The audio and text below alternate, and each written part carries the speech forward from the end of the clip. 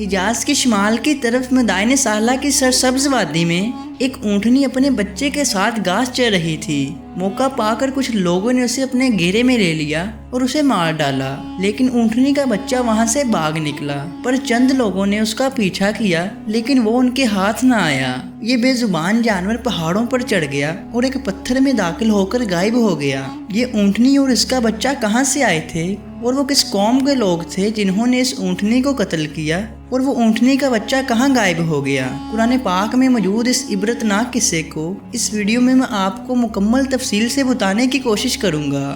یہ اس وقت کی بات ہے جب طوفان نوح کے بعد دنیا میں بنی نوع انسان دوبارہ سے بسنا شروع ہو رہے تھے۔ تہذیبوں اور شہروں کی بنیاد بڑھ رہی تھی۔ لوگ قبیلوں میں رہ کر زندگی گزارا کرتے تھے۔ ان دنوں عرب کے شمالی علاقے میں قوم سمود نامی قلعہ آباد تھا جو حضرت نوح علیہ السلام کے بیٹے سام کی اولاد تھے۔ قوم سمود کا یہ علاقہ مدائن کہلاتا تھا جو بہت ہی سرسبز اور شاداب علاقہ تھا۔ قوم سمود کے لوگ نہایت طاقتور، اونچے قد والے اور زبردست شان و شوکت کے مالک تھے۔ انہیں فن تعمیر میں کمال حاصل تھا۔ یہ لوگ پہاڑوں کو تراش کر اتنی خوبصورت عمارتیں بناتے تھے۔ ان کی یہ عظیم و شان عمارتیں آج بھی ان علاقوں میں موجود ہے جو سرخ چٹانوں کو تراش کر بنائی گئی تھی۔ ایسی بے مثال عمارتیں مدائن سالہ کے علاقوں میں ہزاروں کی تعداد میں بنائی گئی۔ قوم سمود اپنے عالی شان محل، سرسبز کھیت کھلیان، نعمتوں کی فرمانی کے سبب غرور اور تکبر اور سرکشی کے نشے میں چور تھا۔ قوم سمود کے معاشرے سے حق و انصاف ختم ہو چکا تھا۔ لوگ بے حیائی اور فحاشی میں پڑ گئے تھے۔ ان کی زندگی ناچ گانے، عیش و عشرت، شباب و شراب سے جڑ گئی تھی، یہاں تک کہ یہ سب سے بڑا گناہ شرک میں بھی مبتلا ہو گئے۔ ابلیس نے قوم سمود کے پہاڑ کاٹ کر پتھر تراشنے کے اس فن کو ہی ان کے لیے غلط راہ کا ذریعہ بنا دیا۔ ان لوگوں نے پہاڑوں سے پتھر تراشے اور بت بنا کر ان کی پوجا شروع کر دی۔ روایتوں کے مطابق ان لوگوں نے پتھروں کے 70 بت بنائے اور انہیں اپنے قبیلہ میں قائم کر کے عبادت کرنا شروع کر دی، اور اپنے آباء و اجداد کے سچے دین اور اللہ پاک کے واحد ذات کے منکر ہو گئے۔ لہٰذا اللہ پاک نے اس نافرمان قوم کے لیے اپنے سچے نبی حضرت صالح علیہ السلام کو ان کے پاس بھیجا، جو خود قوم سمود سے تعلق رکھتے تھے اور ایک نیک صفت اور شریف النفس انسان تھے۔ حضرت صالح علیہ السلام نے اللہ پاک کو ماننے اور اس کی عبادت کرنے کا حکم دیا، اور ان کو اپنے اوپر اللہ پاک کی دی گئی نعمتوں کو یاد دلا کر سمجھایا اور اللہ پاک کے عذاب سے ڈرایا۔ حضرت صالح علیہ السلام نے فرمایا، اے میری قوم، تم اللہ پاک کی عبادت کرو، اس کے علاوہ تمہارا کوئی معبود نہیں، اور اسی نے تمہیں پیدا کیا اور آباد کیا۔ اس سے مغفرت مانگو اور توبہ کرو، بے شک میرا پروردگار نزدیک بھی ہے اور دعا قبول کرنے والا بھی ہے۔ اس بات پر قوم سمود کے لوگ ان کے خلاف ہو گئے اور انہوں نے حضرت صالح علیہ السلام کو کہا، اے صالح، کیا تم ہمیں ان چیزوں سے منع کرتے ہو جو ہمارے بزرگ پوجتے آئے ہیں، اور جس بات کی طرف تم ہم کو بلاتے ہو اس میں ہمیں کبھی شبہ ہے؟ حضرت صالح کی بار بار نصیحت کے باوجود صرف چند غریب اور مفلس لوگ ہی آپ پر ایمان لائے۔ اب اس قوم کے سرداروں کو یہ بات ہضم نہ آئی کہ یہ معاشرے کے مفلس لوگ صالح کے دین کی پیروی کریں گے اور ہمارے خدا اور بتوں کا انکار کریں گے۔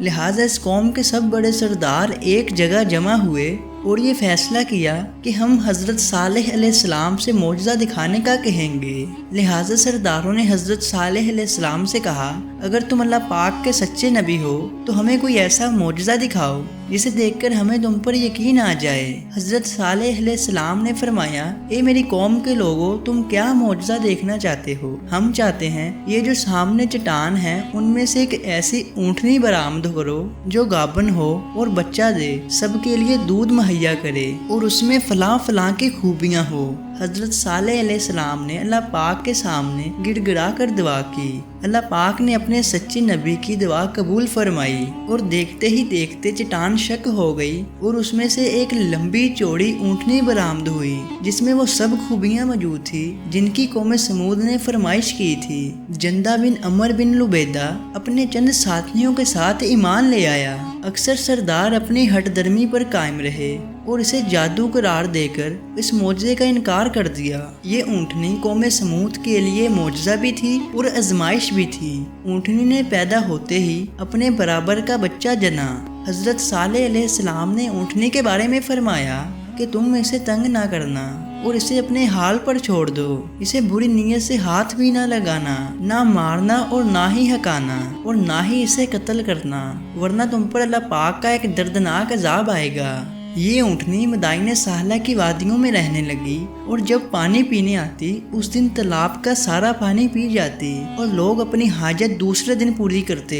جس دن یہ اونٹنی پانی پیتی تو اس دن دودھ کی مقدار میں اتنا اضافہ ہو جاتا کہ سارے قبیلے کو دودھ کافی ہو جاتا تھا۔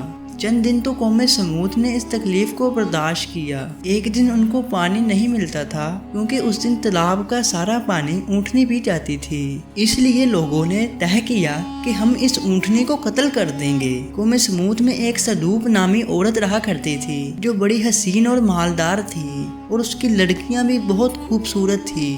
اس نے مسدہ بن دہر کدار بن سالف کو بلا کر کہا، اگر تم اونٹنی کو ذبح کر دو گے تو میری جس لڑکی سے چاہے نکاح کر لینا۔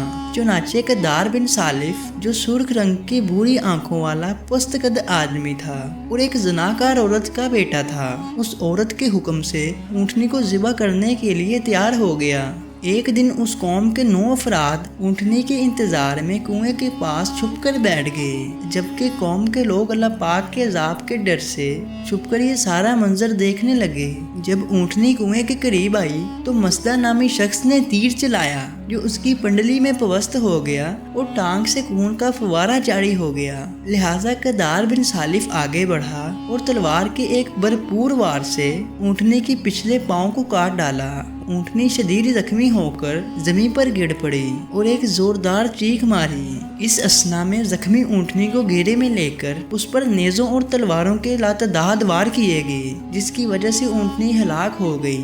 ادھر اس کا بچہ بھاگتا ہوا پہاڑوں پر چڑھا اور چیخیں مارتا ہوا غائب ہو گیا۔ جب حضرت صالح علیہ السلام کو اونٹنی کے قتل کی خبر ملی تو آپ نے بہت افسوس کیا اور فرمایا کہ تم 3 دن کے بعد ہلاک ہو جاؤ گے۔ قوم سمود کی نافرمانی پر اللہ پاک کے عذاب کا آغاز اس طرح سے ہوا کہ پہلے ایک زبردست خوفناک آواز آئی اور پھر شدید زلزلہ آیا، جس کے بعد پوری بستی الٹ پلٹ کر تباہ و برباد ہو گئی اور تمام عمارتیں ٹوٹ پھوٹ کر تہس نہس ہو گئی۔ قوم سمود کا ایک ایک آدمی گھٹنوں کے بل اوندا گر کر مرا۔ حضرت صالح علیہ السلام کی ساری بستی تباہ و برباد ہو گئی اور حضرت صالح علیہ السلام نے ان لوگوں سے منہ پھیر لیا اور اس بستی کو چھوڑ کر دوسری جگہ تشریف لے گئے۔ حضرت ابن عمر سے روایت ہے کہ 9 ہجری میں آپ صلی اللہ علیہ وآلہ وسلم جب غزوہ تبوک جاتے ہوئے وادی سمود کے قریب سے گزرے تو آپ نے اس ویران اور اجڑی جگہ کو دیکھ کر فرمایا کہ یہاں سے جلدی سے گزر چلو، اگر پانی کی ضرورت ہے تو صرف اس کنویں کا پانی استعمال کرو جس سے حضرت صالح علیہ السلام کی اونٹنی پانی پیا کرتی تھی۔ پھر آپ صلی اللہ علیہ وآلہ وسلم نے اپنے صحاب سے فرمایا، قوم سمود جو عذاب الہی سے ہلاک ہوئی تھی ان کے گھروں اور بستیوں میں نہ جاؤ۔ فرمایا کہ مجھے خوف ہے کہ کہیں تم کو وہ عذاب نہ پہنچ جائے جو ان لوگوں کو پہنچا تھا، لہٰذا اس علاقے سے جلدی جلدی سے گزر جاؤ۔ معزز ناظرین، آج کی ویڈیو کا اختتام ہوتا ہے یہیں پر۔ امید کرتا ہوں یہ ویڈیو آپ کو اچھی لگی ہوگی، اور اگر ویڈیو اچھی لگی ہے تو ویڈیو کو لائک کیجئے اور مزید ایسے ہی اسلامک ویڈیو دیکھنے کے لیے ہمارے چینل کو سبسکرائب ضرور کریں۔ شکریہ۔